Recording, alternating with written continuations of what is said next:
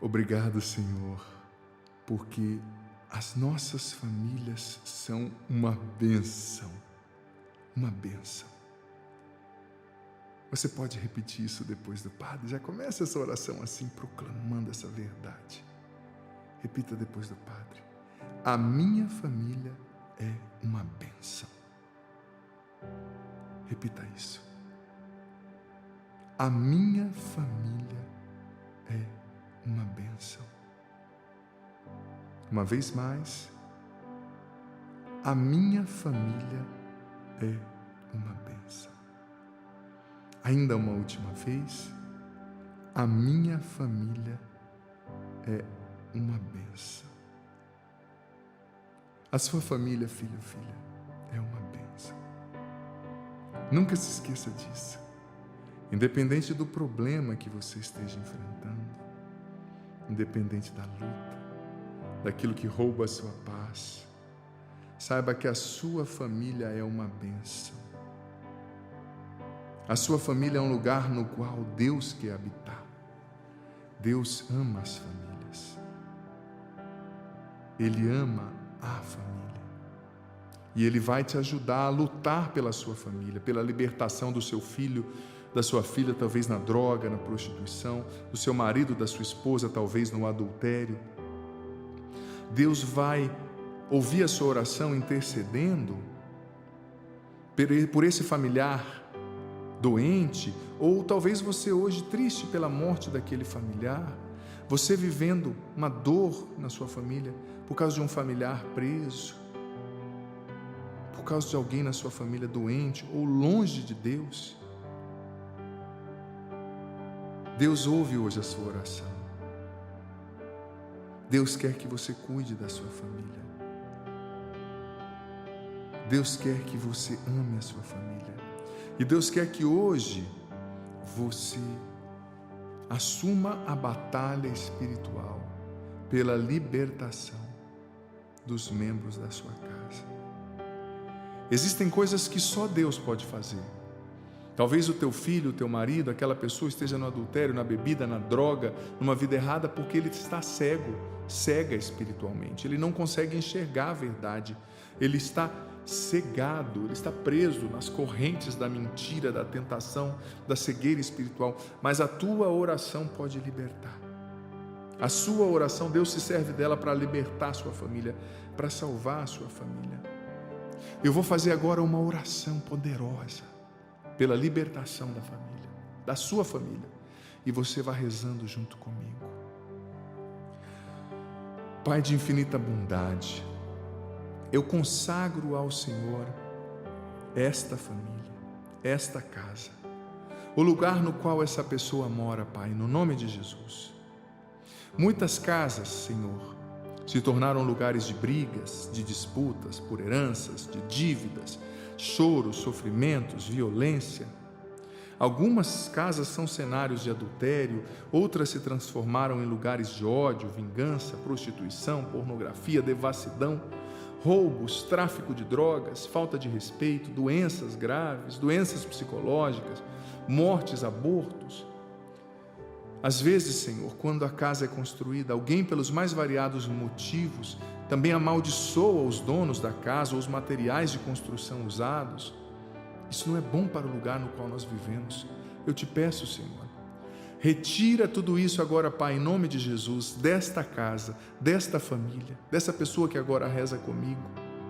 Se o terreno no qual está a casa foi motivo de disputas judiciais, heranças mal resolvidas e que pode ter gerado mortes, acidentes, violência, agressividade, eu te peço, Senhor, abençoa a nossa família e liberta a nossa casa de todo esse mal, Pai, em nome de Jesus.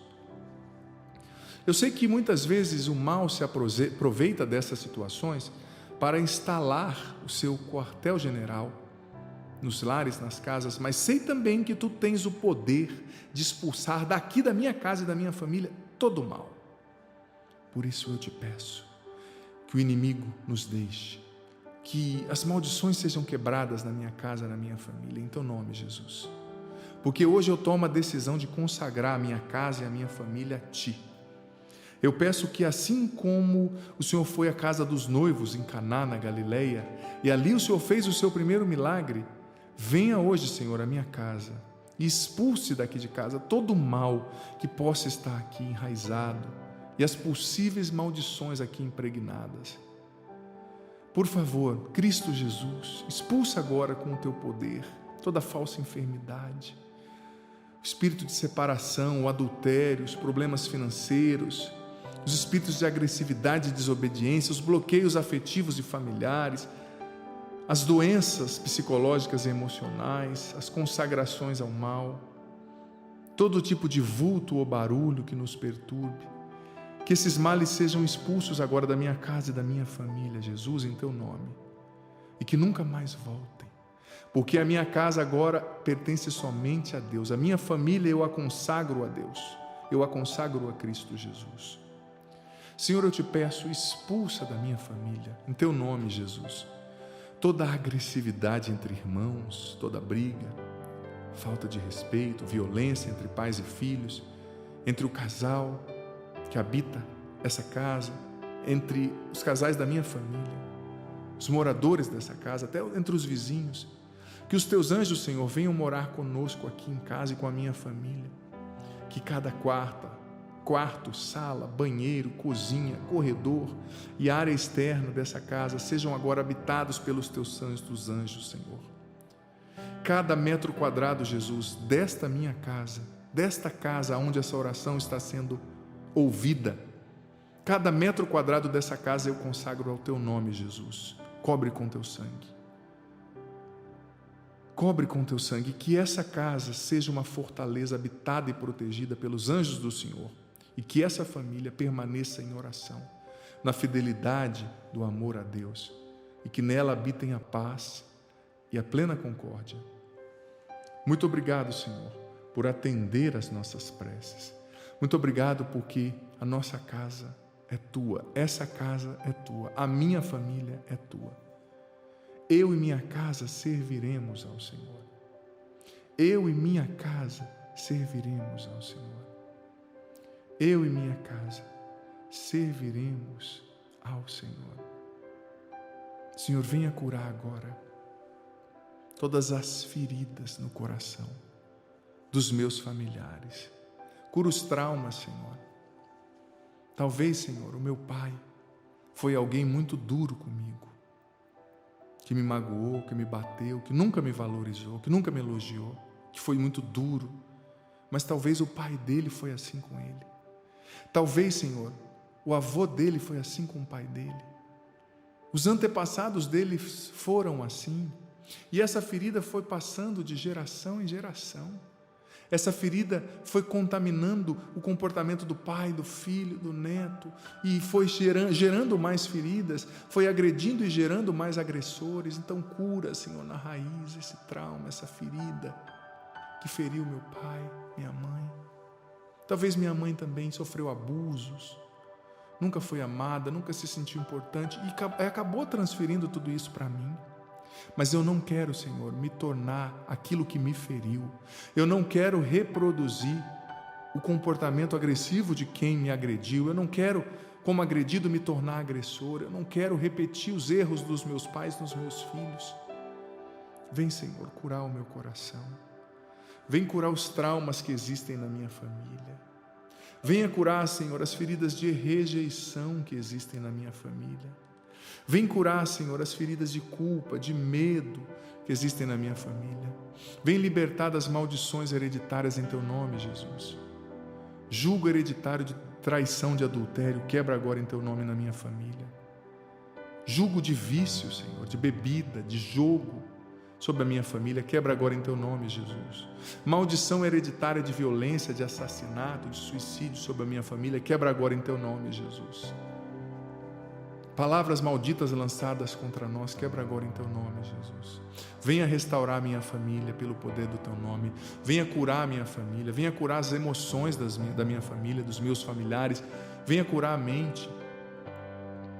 Sim, Senhor, se existiram feridas no passado dos meus antepassados, cura agora em teu nome.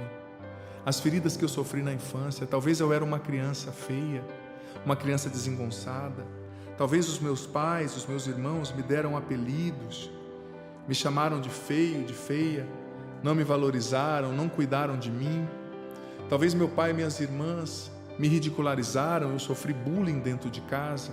Talvez eu sofri abusos sexuais, afetivos, isso me marcou.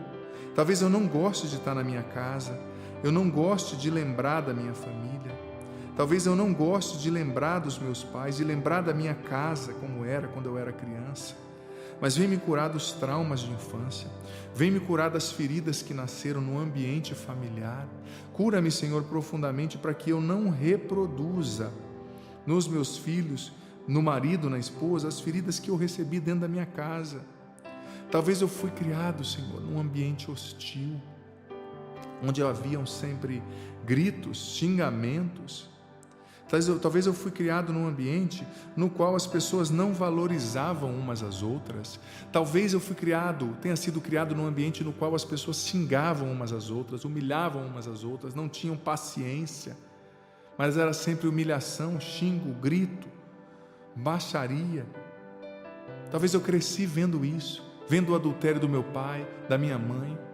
Talvez eu cresci com nojo da minha família. Talvez eu não goste, Senhor, do meu sobrenome, da minha aparência, do que eu herdei da minha família como aparato físico, como traço psicológico, emocional e físico. Mas venha me curar, Jesus, agora profundamente. Venha curar esses filhos e filhas profundamente, Jesus, em Teu nome, pelo poder do Espírito Santo, de todo trauma e ferida com relação à família, de todo trauma e ferida que nasceram no ambiente familiar, de todo trauma e ferida que nasceram na convivência familiar. Venha curar agora, Senhor. Talvez essa pessoa agora nessa oração, Senhor, se lembrando da casa que morava quando era criança, da casa onde nasceu, do sítio onde foi criado. Talvez essa pessoa se lembre disso e sinta uma tristeza, um desgosto, mas cura. O Senhor está revelando essa lembrança dolorosa justamente para curar o trauma e a ferida na raiz. Talvez essa pessoa odiasse o jeito que o pai olhava para ela, falava dela. Talvez essa pessoa, Senhor, na sua família experienciou, testemunhou muita violência, muita briga, até morte que aconteceu. Talvez o pai era muito grosso, muito chucro, a mãe era muito brava. Isso feriu o coração. Venha curar, Jesus, o nosso coração das feridas que nasceram na nossa família, dos traumas que nasceram no ambiente familiar. Se não nos sentimos amados em casa, se nos sentimos sempre expostos, ridicularizados, venha curar. Venha curar também, Senhor, da dor da perda, essa pessoa que perdeu esse pai, essa mãe, esse filho, esse irmão e não consegue superar. Venha curar, Senhor, todas as feridas que nasceram no ambiente familiar. Venha, Senhor, libertar a nossa família de todo julgo e maldição hereditária. Todo o território que o inimigo assumiu como seu na nossa família, que seja reconquistado por Ti agora, Jesus, em Teu nome, que o mal seja expulso da nossa família em Teu nome. Quantas famílias, Senhor, com o jugo hereditário da bebida, cujo pai bebeu, o filho bebe, o avô bebia, o tataravô bebia, o filho do filho bebe. Liberta essa família do vício, do jugo, da maldição hereditária, do vício, do alcoolismo. Esses espíritos alcoólatras que sejam expulsos da vida dessa família agora em Teu nome, Jesus, e que vão aos pés da cruz, e que o Senhor os proíba de voltar em Teu nome, Jesus. Famílias com espírito de adultério, de traição, que sejam libertas em Teu nome, Jesus, agora. Famílias com espírito de mentira, de fofoca, de tendência ao ocultismo, de tendência a religiões ligadas ao mal, que não professam Jesus como Senhor, que essa família seja liberta agora em Teu nome, Jesus, de toda a influência do ocultismo. Que essa família seja liberta em Teu nome, Jesus, de toda mágoa. Todo mundo nessa família, Senhor, é magoado, é amargurado, é ressentido. Qualquer coisa a pessoa guarda por 40 anos no coração e aumenta como se uma feridinha fosse uma cratera na alma. Liberta essa pessoa desse senso dramático excessivo, desse ressentimento, dessa tradição de amargura e de vingança.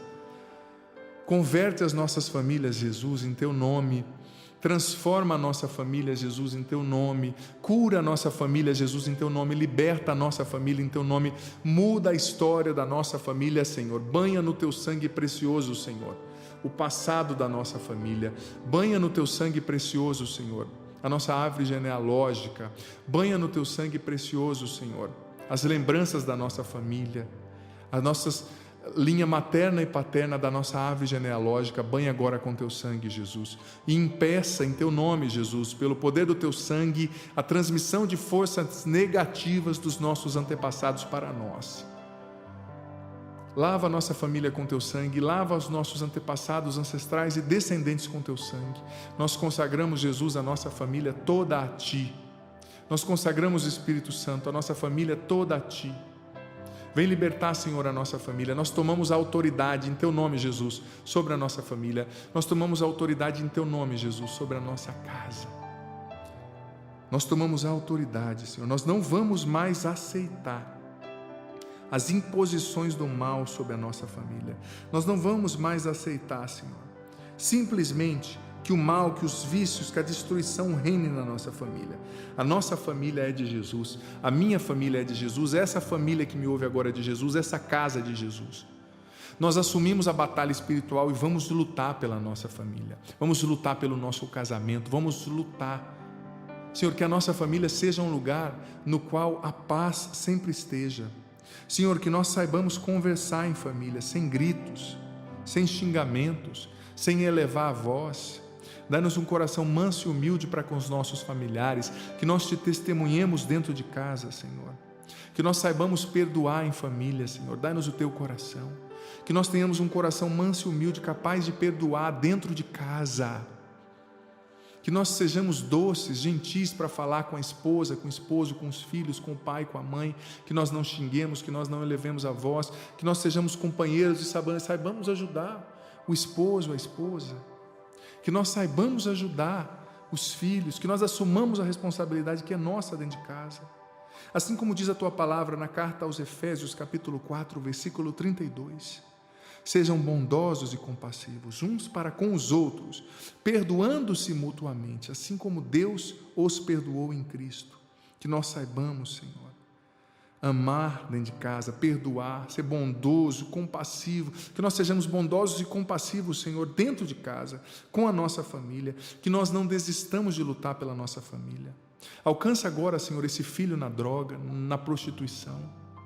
Alcança agora esse filho preso, esse filho doente, esse pai doente, essa pessoa pela qual, esse familiar pelo qual essa pessoa está rezando agora, Jesus. Alcança esse familiar pelo qual essa pessoa reza nesse momento. Reconstrói essa família, Senhor, tão dividida pelo ódio, pelo vício, pelo adultério.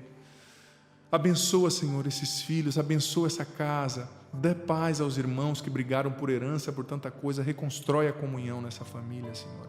Reconstrói a comunhão nessa casa, Senhor. Reconstrói a história dessa família, desse casamento, que seja um lugar onde há paz, que seja um lugar onde eles sabem conversar, se perdoar, que eles sejam bondosos mutuamente, que eles sejam misericordiosos uns com os outros. Jesus, batiza agora no teu Espírito Santo essa família, essa casa. Batiza agora no teu Espírito Santo e muda a nossa mente, nosso comportamento, nos faz mais mansos. Às vezes nos dizemos sermos pessoas religiosas, mas somos tão grossos, não temos o mínimo de paciência, de mansidão, não sabemos esperar o tempo do outro, exigimos o que o outro ainda não pode oferecer. Vem e nos faz mais amáveis. Nos faça, Senhor, outros Cristos dentro de casa. Muitas vezes nós somos covardes e atacamos as pessoas que nós deveríamos mais amar. Venha curar o nosso coração. Nos faça outros Cristos dentro de casa, Senhor. Outros Cristos. Que nós amemos de verdade. Que nós sejamos generosos de verdade. Que nós busquemos o bem para as nossas famílias. De verdade, Senhor. Venha curar o nosso coração. Nos faz outros Cristos dentro de casa. Nos dê sabedoria para lidarmos com as pessoas difíceis na nossa família. Nos dê discernimento para saber a hora certa de falar, a hora de calar, a hora de ir para frente, a hora de recuar. Nos dê sabedoria, nos dê discernimento. Sobretudo, nos dê muito amor, Senhor. Que nós não desistamos de amar a nossa família. Que nós não desistamos de lutar pela nossa família. Que nós não desistamos, Senhor, de sermos instrumentos de bênção para a nossa casa. Nós queremos ser outros Cristos dentro de casa. Nós queremos amar, perdoar e testemunhar o teu amor e a tua luz. Dá-nos paciência para lidarmos com os difíceis, sabedoria, amor, compaixão. cura a nossa família, Deus. Liberta, Pai, no nome de Jesus, a nossa família. Que a nossa família seja sempre conduzida por Ti. Que toda a influência do mal sobre a nossa família seja quebrada definitivamente, em nome de Jesus. O Senhor esteja convosco. Ele está no meio de nós. Que desça sobre vós, sobre vossas famílias, vossas casas, vossos bens, vossos antepassados e descendentes. E permaneça para sempre a bênção do Deus Todo-Poderoso, Pai, Filho, Espírito Santo. Amém. Eu quero convidar você, filho, filha, que ainda não é inscrito aqui no meu canal. Inscreva-se agora no canal, rapidinho você faz isso. Ativa o sininho das notificações para você ser informada todas as vezes que entrar um conteúdo novo por aqui. E deixa já de antemão seu joia, seu like, sua curtida nesse vídeo, porque assim e só assim você me ajuda a evangelizar. Assim o YouTube mostra esse conteúdo para mais pessoas, para que mais pessoas sejam abençoadas e consagrem a sua casa ao Senhor. E compartilha também o link desse vídeo nos seus grupos de WhatsApp, de Telegram, para que mais pessoas recebam essa bênção, essa oração tão poderosa. E convido você também a maratonar aqui pelo meu canal. Tem playlists com a reflexão sobre o Evangelho de cada dia, pregações no programa Sorrindo para a Vida, para ser feliz. Tem também os clipes das minhas músicas na playlist dos clipes, playlists sobre relacionamento, sobre temperamento, sobre virtudes, homilias maiores, mais profundas. Se inscreve aqui no canal e deixa rolando enquanto você vai fazendo o serviço da casa, porque isso te ajuda também a crescer na intimidade com Deus. Que Ele o abençoe, a abençoe.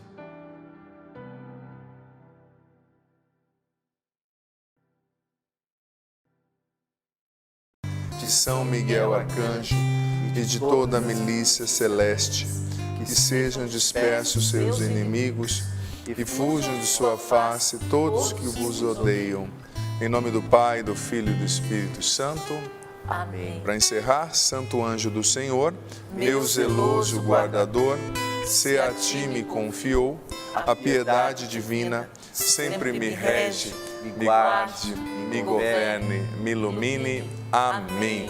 Como o Padre já disse, Salmo 91, versículos do 10 a 12, em algumas traduções Salmo 90, mas em geral 91, as Bíblias católicas, e Salmo depois, duas citações, 34, versículo 8. Então hoje, querido filho, querida filha, o Padre vai falar um pouquinho sobre a vida dos anjos, a importância dos anjos na nossa vida, sobre a importância de nós tomarmos posse desse grande auxílio, desse grande ajudador, desse grande amigo que Deus nos deu, que é o nosso anjo da guarda, né? Salete deu um testemunho tão bonito, e o Padre vai falar um pouquinho sobre isso também, os anjos conselheiros de Deus, né?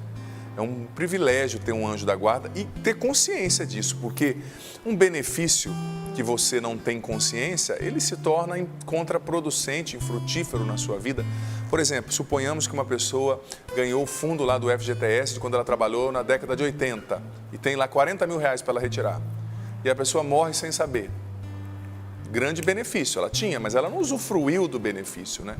Então, o anjo é um auxílio espiritual do qual nós precisamos usufruir. Então o Padre vai começar com um fundamento bíblico, depois esse primeiro momento vai ser um pouquinho catequético, explicando sobre os anjos, e depois prático, né, como a gente se relacionar com os anjos. Primeira citação, Salmo 91, versículos 10 e 11. Só contextualizando, você sabe que quando Davi escreveu esse salmo, ele estava no meio de uma guerra sangrenta contra os filisteus, os principais inimigos de Davi, do povo de Israel. E Davi foi rezar à noite na sua tenda. E no meio daquela confusão, daquele conflito, Deus deu esse salmo lindo, e dentre esse salmo, esses 3 versículos que eu vou citar falando dos anjos. Não poderá te fazer mal a desgraça, nenhuma praga cairá sobre a tua tenda, pois ele dará ordem aos seus anjos para te guardarem em todos os teus passos. Em suas mãos eles te levarão, para que teu pé não tropece em nenhuma pedra. Olha só, Deus dizendo para Davi, Davi no meio de uma batalha, confusa, sangrenta, e todos nós vivemos uma batalha, você vive uma batalha espiritual, batalha relacional, batalha pela sua família, batalha pela santidade, batalha contra o inimigo, batalha contra as suas más tendências, batalha contra esse mundo atroz, com tanta ideologia que vai roubando nossa mente, nossos filhos de Deus, né? Então, Deus deu essa palavra a Davi e está dando a nós, olha, não te poderá fazer mal a desgraça. Nenhuma praga vai cair sobre a sua tenda, pois ele dará ordem aos seus anjos para te guardar em todos os teus passos. Em suas mãos te levarão para que o teu pé não tropece em nenhuma pedra. Olha que privilégio. Se nós, claro, Deus está dizendo isso para aqueles e aquelas que honram a aliança com Ele, que vivem em obediência a Ele e que o levam a sério, que o têm como Deus, né? Deus está dizendo, se você me honrar, se você tiver aliança, viver essa aliança comigo, eu não vou deixar você perecer, porque o meu anjo vai te defender. Olha só, tudo isso não vai cair sobre a sua tenda. E a palavra tenda na Bíblia, ela pode significar descendência, ela pode significar casa, ela pode significar família, ela pode significar aquilo que é teu, né? Deus está dizendo, eu vou colocar um anjo para guardar o que é teu, o que você tem. Eu vou colocar um anjo para guardar a sua casa, sua família. Eu vou colocar um anjo para guardar o seu caminho. Não é que nós não vamos ter batalhas. Davi estava no meio de uma guerra, mas a promessa de Deus é a seguinte, você não perecerá, porque eu enviarei o meu anjo para te guardar, para te levar, olha só que coisa linda, te guardar em todos os teus passos, todos os teus passos. Depois vamos para a próxima citação, que também, engraçado, foi escrita por Davi, né? Deus deu a Davi, que é Salmo 34, versículo 8.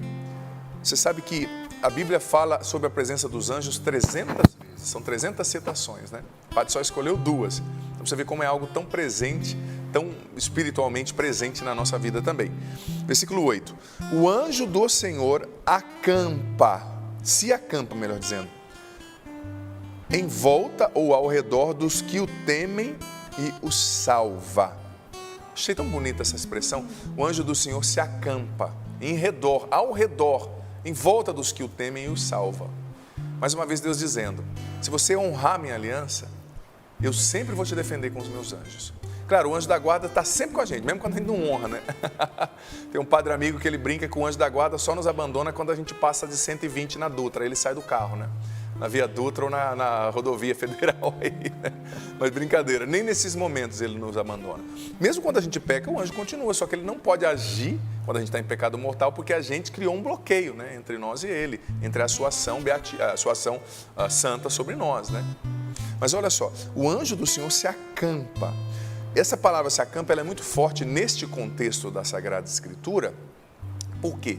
Porque, por exemplo, quando acontecia uma guerra, como essa de Davi contra os filisteus, o rei ia para a guerra e a tenda do rei, porque naquela época eles viviam em tendas, né? Era uma tenda especial, mas o inimigo sempre estava buscando encontrar a tenda do rei.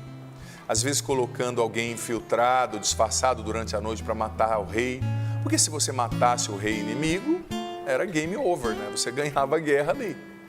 Então, ao redor da tenda do rei, os melhores soldados, os melhores arqueiros se acampavam. Olha só o que a Bíblia está dizendo. Dentro daquela época, do contexto daquela época. Então o rei estava ali no centro e os melhores soldados se acampavam de noite com a tendinha, com o acampamento ali do lado e se revezando. Enquanto um dormia, o outro acordado, sabe? Para ter uma vigia constante para com o rei. Então, Davi está dizendo, Deus dizendo através do Davi, o anjo do Senhor se acampa 24 horas por dia ao seu redor, né? Ao redor daqueles que temem o Senhor e o salva. O que isso significa, querido filho, querida filha? É uma promessa de proteção, ou seja, quando você está passando por um momento de perigo, de dificuldade, a reação emocional natural é o quê? É o medo, é o desespero. Mas nessa hora o anjo está ali do seu lado para te defender. Nessa hora o anjo do Senhor está ali para te proteger. É uma promessa de Deus. Então eu já começo, o padre vai explicar um pouco sobre os anjos, mas eu já começo pedindo para você tomar posse dessas palavras. Porque o anjo do Senhor acampa no perímetro da nossa casa, no perímetro da nossa família, dos nossos negócios, para nos livrar e nos proteger. Claro, quando eu repito, quando nós estamos em estado de pecado, nós criamos uma barreira entre nós e a ação de Deus e a ação do anjo, né? Então é preciso nós lutarmos para honrar, né, essa aliança com Deus, para darmos livre acesso a Deus e aos seus anjos na nossa vida. Mas veja bem, quais são as principais missões, qual é a principal missão dos anjos na Sagrada Escritura? Como o padre disse, a citação sobre eles aparece mais de 300 vezes. A carta aos Hebreus diz que eles são incontáveis, né? O livro de Daniel, livro do profeta Daniel, capítulo 4, diz que eles são maiores, o número deles é maior do que as areias da praia, né? E do que as estrelas do céu. O São João, no Apocalipse capítulo 5, diz que Deus deu a ele uma visão que ele via milhares de milhões de miríades de anjos, né? São incontáveis. E qual é a principal missão dos anjos, segundo a Bíblia? Primeira é a de proteção. Eles vêm para nos proteger. Como eu dizia, quando nós somos criados por Deus e recebemos a alma imortal, nós já recebemos um anjo da guarda para nos guardar e defender, filho, filha, em todo o nosso caminho. Todo tem um anjo do seu lado te defendendo. Sempre, você pode não perceber, mas o anjo está ali para te proteger. A principal missão deles é proteção e a segunda principal missão deles é anúncio da parte de Deus, né? Angelos, do grego, quer dizer mensageiro, né? Eles são mensageiros da parte de Deus. Tanto que o arcanjo Rafael trouxe a mensagem, né? Gabriel trouxe a mensagem de Deus para Nossa Senhora. Ave cheia de graça, o Senhor é contigo, não é? Bendita sois vós entre as mulheres e bendito é o fruto que vai nascer do seu ventre, né? Aliás, essa segunda parte foi Isabel que disse, mas a primeira foi o anjo que disse, olha, Deus te escolheu para ser a mãe do Senhor, você vai ficar grávida pela ação do Espírito Santo. Ele veio trazer ali uma mensagem de Deus. E nós vemos no livro de Tobias também, o arcanjo Rafael, agora sim Rafael, né? Conduzindo Tobias no caminho que ele deveria seguir, protegendo ao longo do caminho, sabe? O Papa Bento XVI tem uma homilia bonita que ele fez na Festa dos Arcanjos, 29 de setembro de 2007, que ele diz assim, que os anjos, eles trazem Deus aos homens e os homens a Deus, né? Eles estão ali no meio. Por quê? Porque eles contemplam a visão beatífica de Deus, eles veem Deus face a face e ao mesmo tempo eles estão conosco, nos ouvindo, né? E os três nomes dos arcanjos, nos três nomes tem El, que do hebraico antigo, aramaico antigo, queria dizer Deus, né? Gabriel, né? Rafael e Miguel. Miguel, que como Deus, Rafael, cura de Deus, ou Deus cura, e Gabriel, força de Deus, né? Eles nos colocam em conexão com Deus. E você sabe que nós temos 9 coros de anjos divididos em 3 hierarquias, só para conhecimento mesmo. A primeira hierarquia, querubins, serafins e tronos, que atuam somente diante de Deus no céu, né? A segunda hierarquia, potestades, dominações e virtudes, que atuam ali na geografia universal, né? Ordenando o cosmo, na organização do universo. E a terceira hierarquia dos 3 coros de anjos são os principados, arcanjos e anjos da guarda, que atuam como mensageiros de Deus diretamente com seres humanos, né? Mensageiros, protegendo. Os arcanjos, os principados e os anjos da guarda. Santo Tomás de Aquino, que nós citamos aqui no começo, chamado de doutor angélico também, né? Ele dizia que os anjos são o poder de Deus em movimento. Ou seja, quando Deus diz faça-se, são os anjos que vão executar esse fazer de Deus. Quando Deus diz haja luz, são os anjos que vão ali executar essas ordens de Deus, né? E eles são seres espirituais, seres imateriais, né? Eles não são limitados pelo espaço e pelo tempo como nós.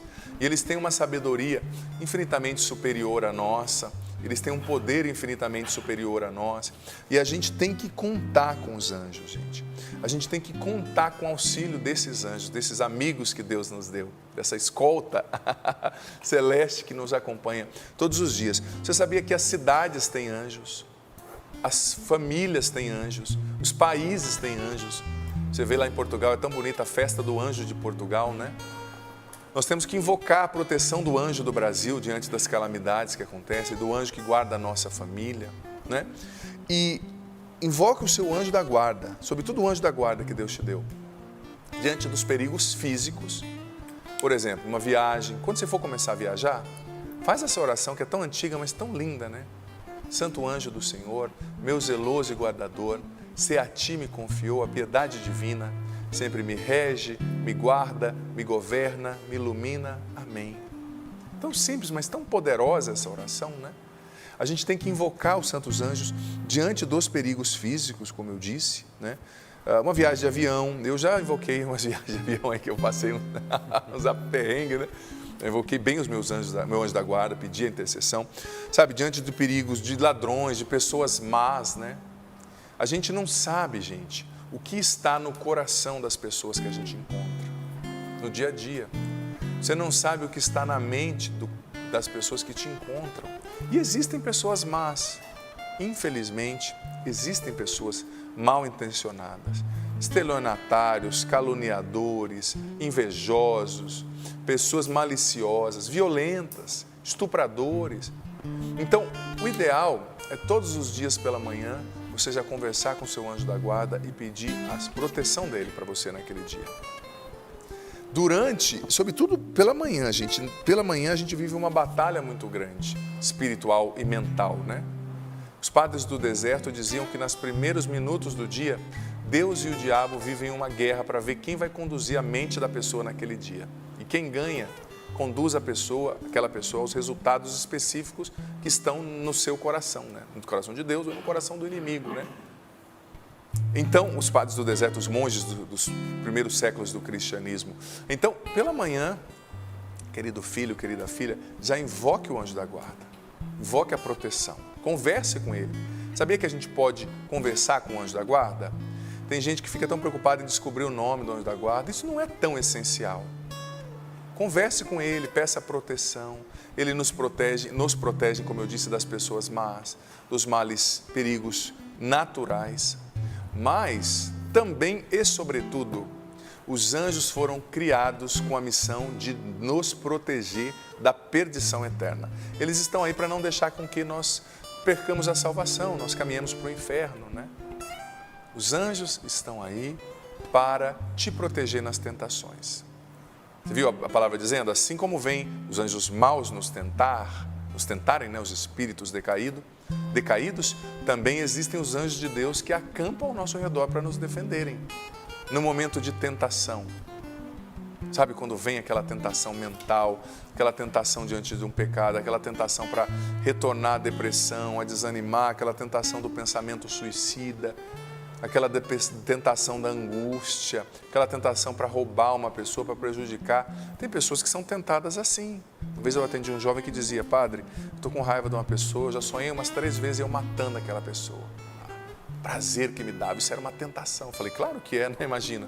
Mas tem pessoas que são tentadas assim, no ódio, na violência, na vingança, na avareza, na impureza, né? Na depravação. Momento de tentação, invoque o seu anjo da guarda, porque a principal missão dele é nos proteger na tentação, é zelar pela nossa alma. E saiba que não existem segredos entre você e o seu anjo. Então ele sabe tudo. Tudo, padre? É, tudo. Então, invoque-o nos momentos das provações, invoque-o nos momentos da tentação, sobretudo na mente, como o padre dizia. Quando os pensamentos ruins estão voltando, aquele medo ligado a coisas do passado que você viveu, invoque o seu anjo da guarda para combater espiritualmente por você. Porque uma guerra espiritual está sempre acontecendo. A gente saiba ou não. Existe sempre uma guerra acontecendo. Então, quando você invoca o seu anjo, ele vai combater por você guerras que você não vê, mas que são reais. Durante o dia, invoque o anjo. Antes de dormir, invoque o anjo. Sabe? A gente precisa aprender a consagrar o nosso sono e o nosso descanso a Deus. Você sabia que nós sacerdotes, os consagrados, fazemos todo dia a liturgia das horas, que é uma oração específica, né? E tem a oração da noite que é chamada completas, né? Tem uma antífona tão bonita que é assim: salvai-nos, Senhor, quando velamos, guardai-nos também quando dormimos. A nossa mente vigie com Cristo, o nosso corpo repousa em sua paz. A igreja nos ensina a rezar o nosso sono, a consagrar. Porque também nós podemos estar vulneráveis espiritualmente durante o sono. Você sabia disso? Que às vezes durante o sono você vive tentações em sonhos, vive opressões durante o sono, né? Então, invoque o seu anjo antes de dormir. Consagre a Ele o seu sono. Peça a Ele, meu anjo da guarda, querido, dado por Deus, me proteja durante essa noite. Não precisa ser 3 horas de oração, mas esse colóquio, sabe? E mais, como a Salete disse, e eu ratifico porque eu tinha preparado dizer isso mesmo, nós precisamos pedir conselhos aos nossos anjos da guarda, porque eles estão lá para isso. Vamos supor que eu tivesse um exemplo bem material, né, para tentar trazer para mais perto. Vamos supor que eu fosse um microempresário aqui, né? Tivesse uma padaria, um negocinho aqui em Cachoeira, Paulista, né? E alguns funcionários, pequenininho, mas eu queria crescer. Tem possibilidade de crescer, mas eu tenho medo. E vamos supor que o Cassiano aqui, da minha direita, fosse um dos economistas mais renomados do Brasil, que sabe tudo sobre investimento, que morou fora do Brasil, que trabalhou junto no Ministério da Economia no Brasil, e se aposentou e está aqui do meu lado, dizendo, se precisar de qualquer conselho, fala comigo, tá? E eu aqui penando para fazer um investimento. Eu não ia falar com ele? Um homem de um conhecimento desse, que tem tanto a me oferecer? Claro que eu ia, só se eu fosse tolo, né? Para não dizer outra coisa, né? Se eu fosse bobo, porque eu tenho que aproveitar. Estou fazendo essa analogia material para você entender. Olha só, Deus colocou do seu lado um ser puramente espiritual, diz o Catecismo, número 328. Um ser profundamente espiritual, que tem uma sabedoria perfeitíssima, que sabe exatamente como Deus pensa e o que Deus quer, que goza da visão beatífica de Deus dia e noite, vê Deus dia e noite, e que pode te aconselhar. Por que você não vai usufruir? Por que você não vai contar com esse conselheiro? Sabe? Então, a gente precisa, de fato, usufruir. No livro de Tobias, no capítulo 5, quando São Rafael se apresenta, né? O arcanjo Rafael, Tobias nem Tobit, seu pai, sabiam que era um arcanjo, porque ele estava em forma humana. Tobias disse para o anjo, eles precisavam ir a um lugar para receber um dinheiro lá de um parente de Tobit, né? Até Tobias encontrar Sara, aquela história linda. Mas Tobias disse a Rafael, olha, eu não sei como chegar até lá. E o que São Rafael disse? Eu vou te acompanhar, pois eu conheço o caminho, deixa eu te guiar. Bonito e profético isso ao mesmo tempo, porque veja bem, o anjo sabe o caminho que você tem que seguir. Ele sabe quais são os planos de Deus para você, ele sabe o que é melhor.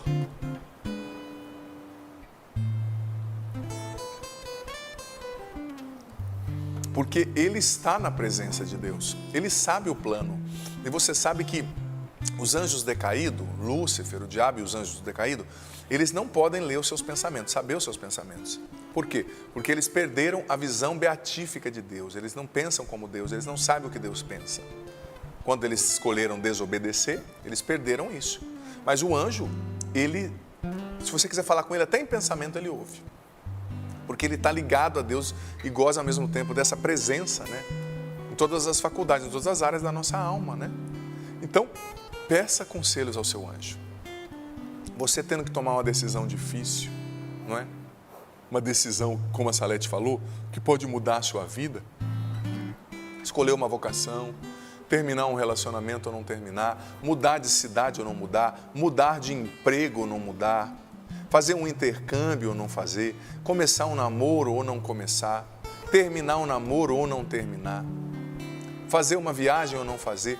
Pergunte ao seu anjo, ele sabe o caminho, ele vai te orientar, porque existem planos que nós não sabemos.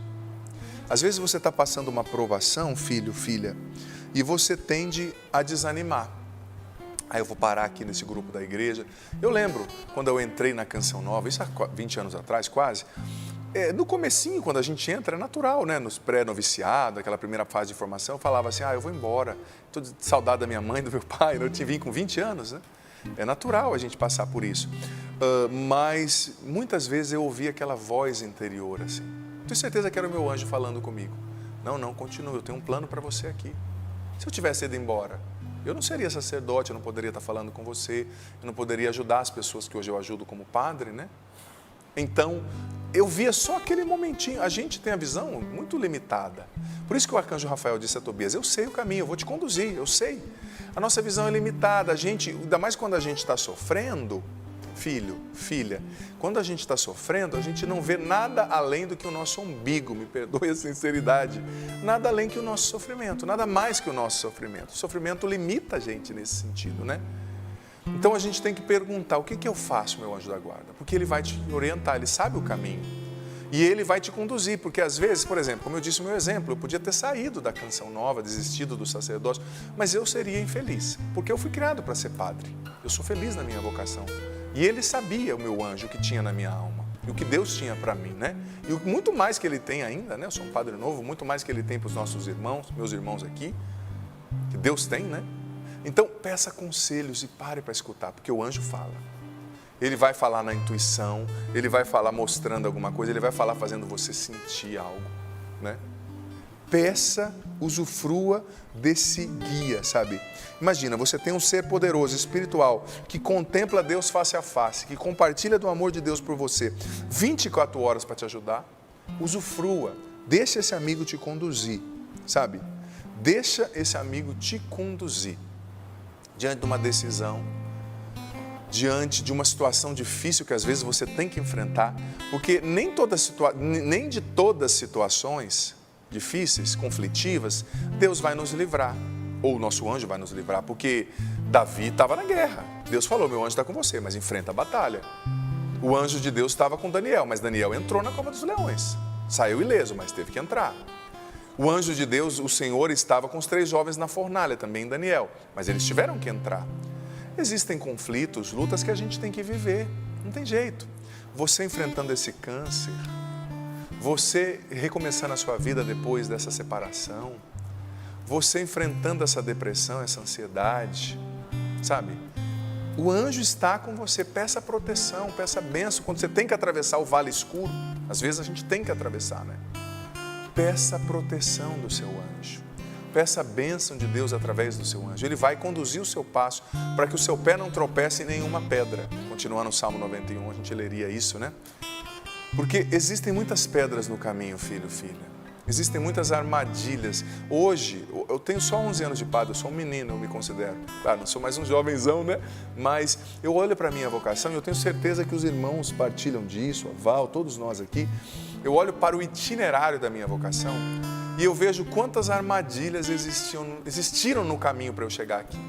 Para me desviar da minha vocação. Às vezes até coisas boas, tá? Coisas boas que me desviariam da minha vocação. Coisas boas que me desviariam do projeto de Deus para mim, da vontade de Deus para mim. E o meu anjo foi me conduzindo, vai por aqui, pisa aqui, evita aquela pedra, evita pisar ali que ali tem uma armadilha, como diziam os antigos, não, arapuca. Né? Então, outra coisa, cultive o hábito de saudar o seu anjo da guarda e cultive o hábito de saudar o anjo da guarda das pessoas. Você sabe, tem uma história interessante. O Papa São João XXIII, ele foi núncio apostólico em Paris por muito tempo, antes de ser Papa. E certa vez o Papa Pio XI mandou uma carta para ele, não lembro se era carta ou telegrama naquela época, dizendo assim, João XXIII, era Angelo Roncalli, não é o nome dele como cardeal, quando você tiver que resolver alguma coisa difícil na diplomacia, porque era uma época meio difícil, pós-guerra ali, né? Faz o seguinte, pede para o teu anjo da guarda aí na frente e conversar com o anjo da guarda da outra pessoa. Porque quando você chegar, a situação já está praticamente resolvida. E o Papa João XXIII sempre fazia isso, depois ele falou, né? Sempre, ele falou que sempre funcionava. São Padre Pio, por exemplo, São Padre Pio conversava com o anjo da guarda dos seus dirigidos.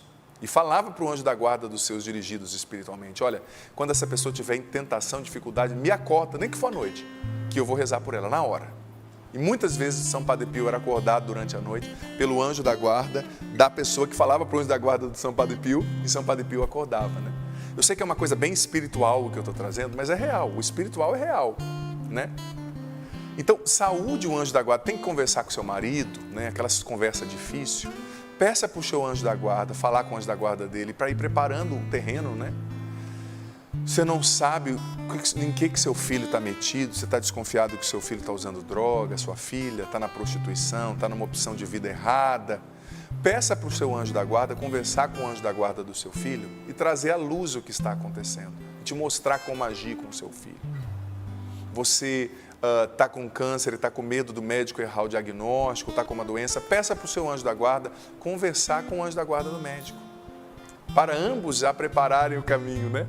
Que fantástico isso, né? Muitos santos viviam isso, sabe? Viviam essa dimensão espiritual. E é tão legal, gente, quando a gente vê que a gente nunca está sozinho, né? Porque para nós que temos fé, você nunca está sozinho, nunca. Deus está contigo, os anjos estão contigo e o seu anjo da guarda é inseparável. Ele foi feito para você, é teu, sabe? É um companheiro de viagem, você tem que conversar, você tem que contar suas coisas, apesar dele saber tudo, né? Mas contar, né?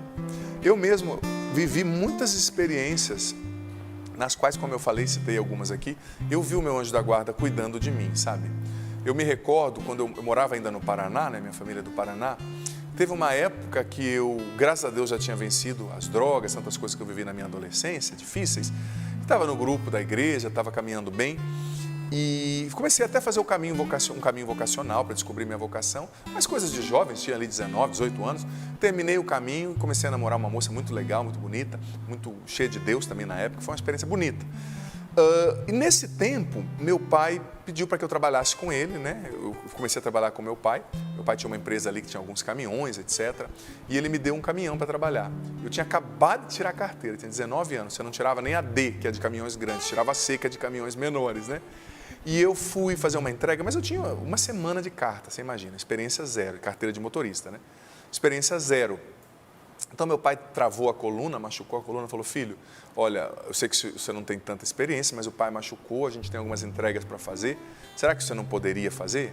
E eu fui fazer.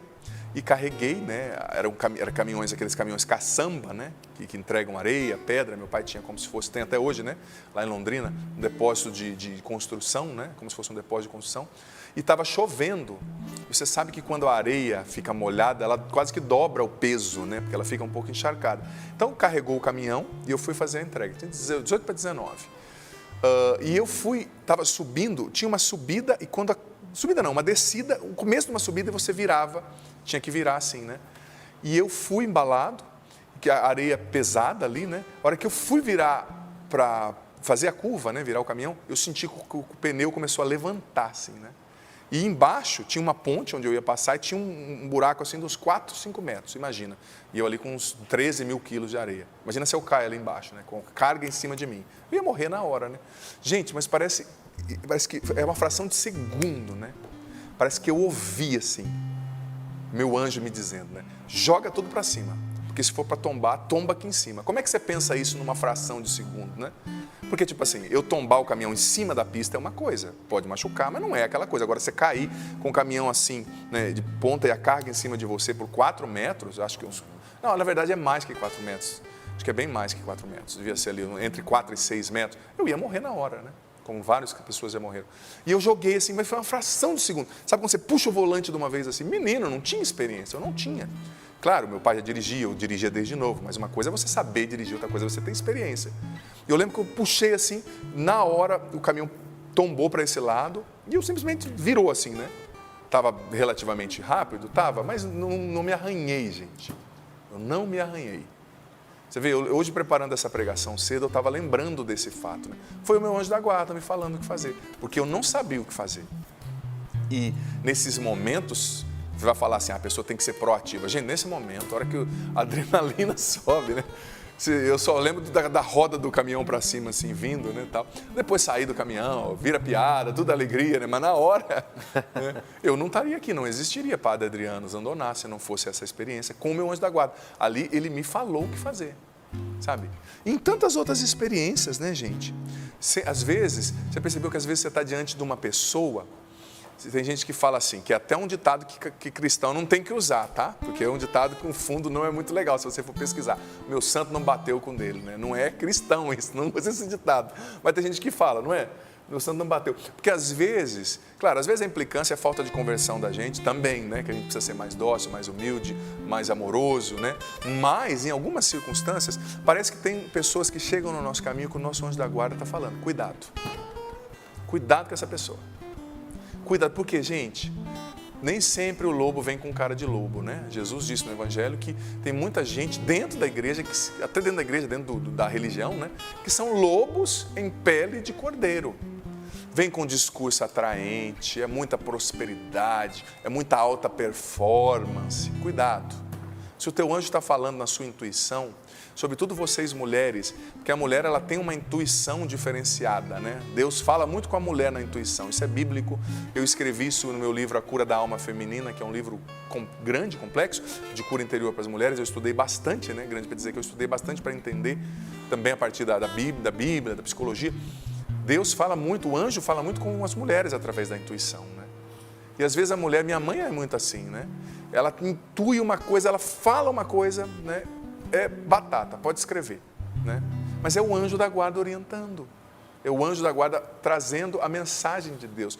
Porque o anjo, ele não é uma entidade superior além de Deus. Não, ele é simplesmente um servo de Deus, que está ali executando as ordens de Deus na tua vida e te mostrando o querer de Deus, sabe? E mais uma vez eu digo, a maioria das armadilhas, elas não tem cara de armadilha. A maioria dos laços não tem cara de laço. Muitas pessoas boazinhas, bonitinhas, legaisinhas, escondem muitas vezes um laço para perder a nossa alma e para nos prejudicar. Então escute o seu anjo da guarda, deixe-se conduzir por ele. Santo anjo do Senhor, meu zeloso guardador, se a ti me confiou, a piedade divina sempre me rege, me guarda, me governa, me ilumina. Amém. Nós pedimos, Senhor, põe os teus anjos conosco hoje para nos defender no combate contra o mal. Cuida de nós, Senhor, através dos teus anjos. Cuida de nós através dos arcanjos, das potestades, dos principados, aliás. Cuida de nós, Senhor. Cuida de nós através dos nossos anjos. Que os nossos anjos nos mostrem o caminho e que nós sejamos dóceis o bastante para nos deixar conduzir pelos nossos anjos. Período do Êxodo. Êxodo, isso mesmo, um período muito especial que nós vamos começar, né? Estou muito feliz, com certeza vai acrescentar muito aí a sua compreensão da Bíblia, presta bastante atenção, né?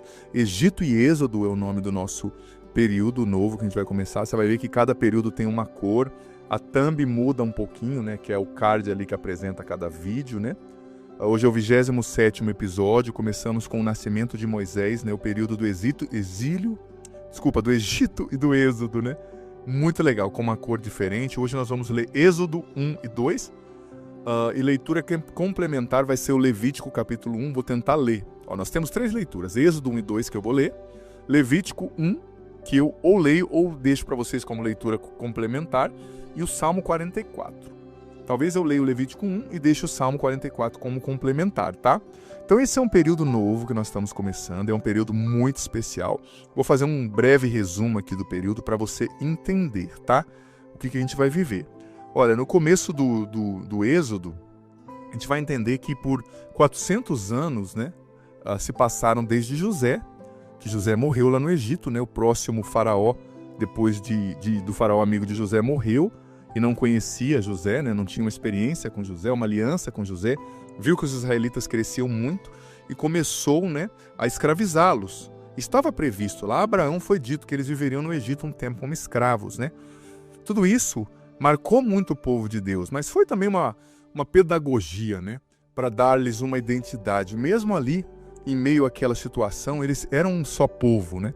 Claro, eles foram absorvidos pelos costumes dos egípcios, absorveram isso também, né? Um pouco de idolatria aconteceu, óbvio, também porque eles acabaram absorvendo o culto dos egípcios, mas como povo de Deus eles foram crescendo também. 400 anos de uma escravidão dura, né? Deus levantou Moisés, que foi separado por Deus, né? Preparado por Deus para ser o libertador, né? Muitas coisas aconteceram na vida de Moisés, a gente vai entender bem a vida de Moisés. Então, as figuras principais nesse tempo é Moisés, né? Arão, seu irmão, que era quem falava, também o faraó, né? Os líderes do povo. No final, nós vamos ver já Josué despontando, que vai ser o outro período, né, da conquista da terra prometida e dos juízes. Nós vemos uma grande oposição do faraó ali, a saída dos israelitas quando Moisés apareceu, as pragas do Egito, né? Tudo que tem um sentido muito forte mesmo. E depois de terem deixado o Egito, depois de muita luta, eles viveram um período no deserto. Foi um tempo profundo de formação daquele povo, porque eles tinham sim perdido um pouco da sua identidade no Egito nesse tempo, tinham se acostumado a serem escravos, eles tinham se acostumado também com os outros deuses, etc. Então Deus os levou para o deserto, como dizia o Papa, o deserto é a faculdade de Deus, né? Para formá-los, né? Ali lhes deu a lei, lhes deu ali formas específicas de adorar, de viver o culto. Deus foi ensinando como ele queria ser adorado. Deus foi conduzindo de manhã, de dia com uma nuvem, né? Conduzindo os israelitas ao longo do deserto, de noite com fogo que os guiava. Então a gente vai entrar nessa história linda, começando então já lendo sobre o nascimento de Moisés. Capítulo 1 e 2. Eis os nomes dos filhos de Israel que vieram para o Egito com Jacó, cada um com a sua família. Ruben, Simeão, Levi, Judá, Isacar, Zabulon, Benjamim, Dan, Neftali, Gade e Aser. Todas as pessoas saídas de Jacó eram um número de 70. José estava já no Egito. E morto José, assim como todos os seus irmãos e toda aquela geração, os israelitas foram fecundos e multiplicaram-se. Tornaram-se tão numerosos e tão fortes que a terra ficou repleta deles. Entretanto, subiu ao trono do Egito um novo rei, que não tinha conhecido José. Ele disse ao seu povo: Vede, os israelitas tornaram-se numerosos e fortes demais para nós. Vamos, é preciso tomar precaução contra eles e impedir que se multipliquem, para não acontecer que, sobrevindo uma guerra, se unam com os nossos inimigos e combatam contra nós e se retirem do país. Estabeleceu, pois, sobre eles feitores para acabrunhá-los com trabalhos penosos. Eles construíram para o faraó as cidades de Pitom e Ramsés, que deviam servir de entreposto. Quanto mais os oprimiam, porém, tanto mais eles se multiplicavam e se espalhavam, a ponto de os egípcios os aborrecerem. Impunham-lhes a mais dura servidão, e amargurava-lhes a vida com duros trabalhos na argamassa e na fabricação de tijolos, bem como com toda sorte de trabalhos nos campos, e todas as tarefas que se lhes impunham tiranicamente. O rei do Egito dirigiu-se igualmente às parteiras dos hebreus. Uma se chamava Sefra e outra Fua, e disse-lhes: Quando assistirdes às mulheres dos hebreus e as virdes sob o leito, se for um filho, matai-o, se for uma filha, deixai-a viver. Mas as parteiras temiam a Deus, e não executaram as ordens do rei do Egito, deixando viver os meninos. O rei mandou-as chamar então e disse-lhes: Por que agistes assim e deixastes viver os meninos? Por que, responderam elas ao faraó, as mulheres dos hebreus não são como as dos egípcios. Elas são vigorosas e já dão à luz antes que chegue a parteira. Deus beneficiou as parteiras, e o povo continuou a multiplicar-se e a espalhar-se. Porque elas haviam temido a Deus, ele fez prosperar suas famílias. Então o faraó deu essa ordem ao seu povo: Todo menino que nascer, vós os atirareis ao Nilo, deixareis, porém, viver todas as meninas. Êxodo capítulo 2. Um homem da casa de Levi tinha tomado por mulher uma filha de Levi, que concebeu e deu à luz um filho. Vendo que era formoso, escondeu-o por 3 meses. Mas não podendo guardá-lo oculto por mais tempo, tomou uma cesta de junco, untou-a de betume e piche, colocou dentro o menino e depô-la à beira do rio, no meio dos caniços. A irmã do menino ficou parada a alguma distância, para ver o que lhe havia de acontecer. Ora, a filha do faraó desceu ao rio para se banhar, enquanto suas criadas passeavam à beira do rio. Ela viu a cesta no meio dos juncos e mandou uma de suas criadas buscá-la. Abriu-a e viu dentro o menino que chorava, e compadeceu-se. É um filho dos hebreus, disse ela. Veio então a irmã do menino e disse à filha do faraó: Queres que vá procurar entre as mulheres dos hebreus uma ama de leite para amamentar o menino? Sim, disse-lhe a filha do faraó. E a moça correu a buscar a mãe do menino. Toma este menino disse-lhe a filha do faraó: amamenta-o, te darei o seu salário. A mulher tomou o menino e o amamentou. Quando o menino cresceu, ela o conduziu à filha do faraó, que o adotou como seu filho, e deu-lhe o nome de Moisés, porque disse ela: eu o salvei das águas. Moisés cresceu. Um dia em que saíra por acaso para ir ter com seus irmãos, foi testemunha de seus duros trabalhos e viu um egípcio ferindo um hebreu dentre seus irmãos. Moisés, voltando-se para um e outro lado e vendo que não havia ali ninguém, matou o egípcio e o ocultou na areia. Saindo de novo no dia seguinte, viu 2 hebreus que estavam brigando e disse ao culpado: por que feres o teu companheiro? Mas o homem respondeu-lhe: quem te constituiu chefe e juiz sobre nós? Queres porventura matar-me, como mataste o egípcio? Moisés teve medo e pensou: certamente a coisa já é conhecida. O faraó, sabendo do ocorrido, procurou matar Moisés. Mas esse fugiu para longe do faraó. Retirou-se para a terra de Madiã e sentou-se junto ao poço.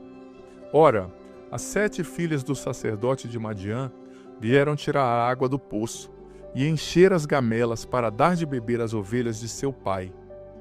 Sobrevindo então alguns pastores, as expulsavam. Moisés, porém, tomou sua defesa e deu de beber ao seu rebanho. E voltando elas para junto de Raguel, seu pai, este disse-lhes: por que voltais hoje tão cedo? Elas responderam: um egípcio nos protegeu contra alguns pastores, e além disso tirou água ele mesmo e deu de beber aos animais. Onde está ele? Perguntou às suas filhas. Por que o deixastes partir? Chamai-o para que coma alguma coisa. Moisés aceitou ficar em casa desse homem, o qual lhe deu por mulher sua filha Séfora. Ela teve um filho, que Moisés chamou de Gerson, porque disse ele: sou apenas um hóspede em terra estrangeira. Muito tempo depois morreu o rei do Egito. Os israelitas que gemiam ainda sob o peso da servidão clamaram, e do fundo da sua escravidão subiu o seu clamor até Deus. Deus ouviu seus gemidos e lembrou-se de sua aliança com Abraão, Isaque e Jacó. Olhou para os israelitas e reconheceu-os.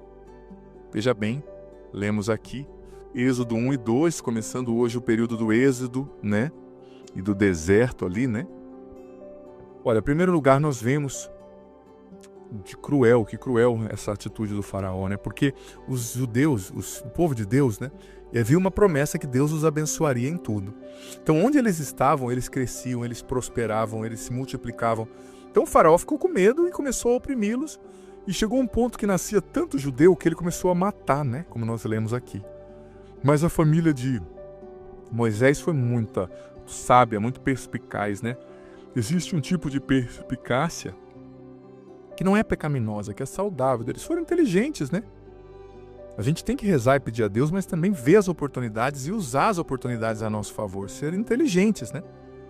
E o pai dele guardou até 3 meses em casa, mas depois não dava mais. Então, a mãe do menino preparou uma cesta e a irmã foi lá e jogou no rio. Aquela cesta com o menininho, perto de onde a filha do faraó se banhava. E a filha do faraó viu, se compadeceu do menininho e falou: vou pegar para mim. Moisés, Moshe, né, quer dizer, tirado das águas, e a irmã dele ali do lado na hora falou: olha, se você quiser, como quem não queria nada, como quem estava fazendo um favor para a filha do faraó, se você quiser, eu peço para uma mãe e mulher dos hebreus dar comida para esse menino aí, amamentar, né? Ah, claro que sim, a filha do faraó respondeu: obrigado pela sua atenção, né? Você estava aqui vendo tudo, obrigado. Então deu Moisés à mãe, e a mãe ainda recebeu dinheiro para amamentar Moisés. Veja bem, a gente tem que, gente, pedir a Deus, mas não tem que esperar tudo cair do céu. Às vezes Deus não está te dando a bênção, mas Ele está te dando o caminho para a bênção. Ele está te dando a oportunidade para a bênção. Você está pedindo: Senhor, eu quero mudar de vida, eu quero ter mais dinheiro. Ele está te dando o trabalho. Senhor, eu quero fazer uma experiência de morar em outro país. Ele te fez conhecer uma pessoa que mora lá, que pode te dar o caminho das pedras. Não espere vir tudo pronto. Entre nas portas que Deus abrir. Se esforce, seja inteligente também. E aí a mãe de Moisés educou, amamentou e acabou educando. Depois que ele passou dessa fase de criança, a filha do faraó o assumiu Veja bem o desígnio de Deus. A filha do faraó o assumiu e o levou para o palácio, né? Então ele foi educado no costume dos egípcios, que era a cultura mais desenvolvida da época. Ele foi criado como livre, ele recebeu uma boa educação. Porque para libertar o povo da escravidão, tinha que ser alguém que não tinha uma alma de escravo, né? Porque tem aquele ditado, né, de um grande libertador lá dos escravos na África, eu não lembro qual país que era, se era Namíbia, que ele dizia assim, olha, eu libertei 1000 escravos, só não libertei mais 1000 porque eles não sabiam que eram escravos, ou seja, eles tinham se acostumado tanto com a escravidão que eles tinham uma alma de escravos, né? Então Moisés, que não tinha uma alma de escravos, né? Ele foi criado na liberdade, mas claro, aconteceram muitas coisas, ele acabou num momento de cólera, né? Diz a tradição que Moisés era melancólico, e a cólera de quem tem o temperamento melancólico é temida, né? E ele, num momento de cólera, matou um egípcio e acabou tendo que fugir, porque o faraó queria matá-lo, e ele encontrou ali as filhas, né, do seu sogro, que às vezes é chamado de Jetro, outras vezes é chamado com outro nome que nós lemos aqui, Raguel, né? E ali fez um bom ato de caridade para cuidar daquelas meninas que estavam ali sendo abusadas, no sentido, não abusadas sexualmente, mas abusadas assim, não podiam pegar água para os seus rebanhos, porque os pastores estavam ali afugentando elas. E ele enfrentou os pastores, fez o bem para elas. Você vê, quando você faz o bem, portas se abrem. Quando você ajuda alguém, trata as pessoas bem, portas se abrem. Trata as pessoas bem, né? Ele as tratou bem. Então elas falaram dele pro pai, e o pai falou, não, manda vir para cá. E ele já começou a trabalhar com ele, e começou e recebeu uma das filhas como esposa, e reconstruiu a sua vida, né? Claro, tudo ali, em tudo Deus o estava preparando, né? Para aquilo que ele iria viver como libertador do povo, que nós vamos ver daqui a pouco, não é? Então, a gente vê o percurso de Moisés, é muito interessante. A gente vê também que depois do tempo de escravidão, Deus ouviu o clamor daquele povo, né? E enviou um libertador. Deus ouve o seu clamor, o meu clamor também. Gente, nós vamos deixar de tarefinha o Salmo 44 para casa, para você ler em casa. E eu vou ler aqui Levítico, número 1. Levítico é o livro de leis, né, de Israel, bem interessante. O Senhor chamou Moisés e falou-lhe da tenda da reunião. Fala, disse-lhe ele, aos israelitas. Dize-lhes, quando um de vós fizer uma oferta ao Senhor, será dentre o gado maior ou menor que oferecereis. Se a oferta for um holocausto tirado do gado maior, oferecerá um macho sem defeito, e o oferecerá à entrada da tenda da reunião, para obter o favor do Senhor. Porá a mão sobre a cabeça da vítima, que será aceita em seu favor, para lhe servir de expiação. Matará o novilho diante do Senhor. Os sacerdotes, filhos de Arão, oferecerão o sangue e o derramarão ao redor do altar que está à entrada da tenda da reunião. Tirará a pele da vítima e esta será cortada em pedaços. Os filhos do sacerdote Arão porão fogo no altar e empilharão a lenha sobre ele, dispondo em seguida, por cima da lenha, os pedaços e a cabeça e a gordura. Lavarão com águas as entranhas e as pernas, e o sacerdote queimará tudo sobre o altar. Esse é um holocausto, um sacrifício consumido pelo fogo de odor agradável ao Senhor.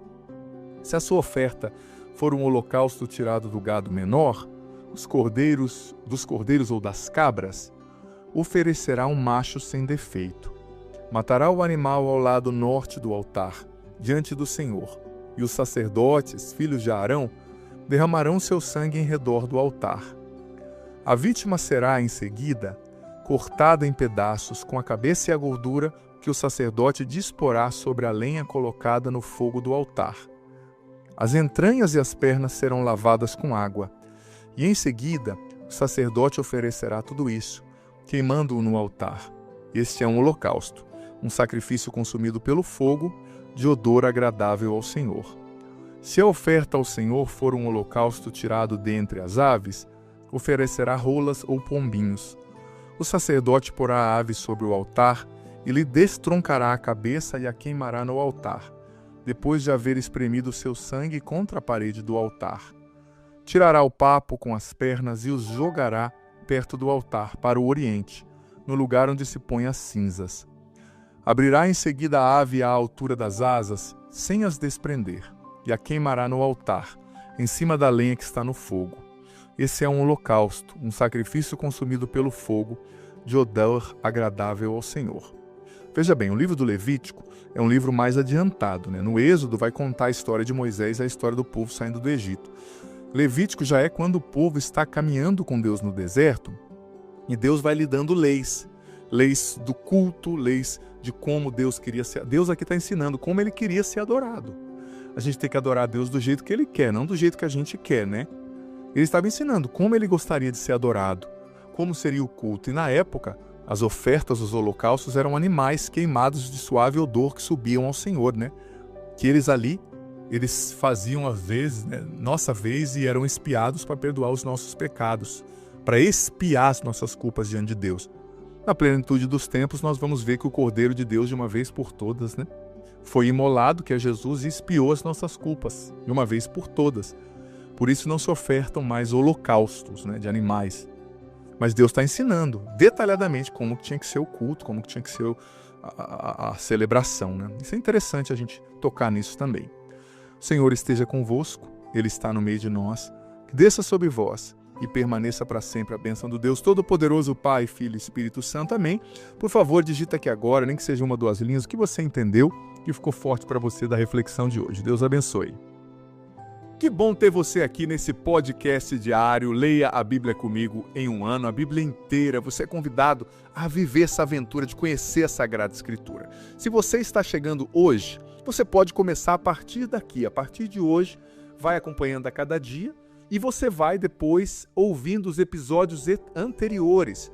Vai no começo da playlist, a Bíblia em um ano, hoje você ouve o do dia de hoje e ouve o do primeiro, amanhã o do dia de amanhã e o segundo, e assim você vai, consequentemente, gradativamente, ouvindo os episódios anteriores e fazendo parte dessa playlist ao longo desse ano, lendo a Bíblia inteira com a minha explicação. Olha, vem fazer parte, seja perseverante, você vai colher frutos maravilhosos.